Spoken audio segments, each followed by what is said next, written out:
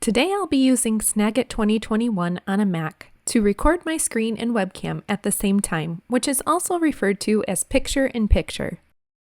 To get started, open the Snagit Capture window. Click on Capture, and then select the area you'd like to record. Select the Video button, and then click on the Webcam button to turn on Picture-in-Picture. You'll see a preview of your webcam in the corner.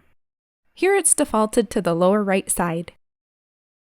If you'd like to change the position of your webcam, click on this arrow to open a drop-down menu.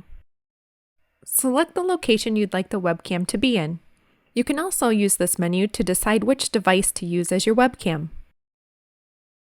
You can also change the position of the webcam by clicking and dragging it from corner to corner.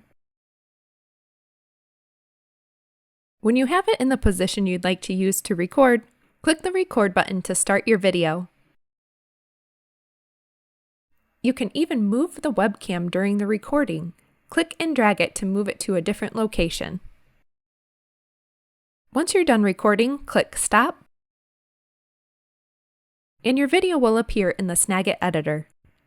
Here you can remove sections of your video and choose to save or share it with others.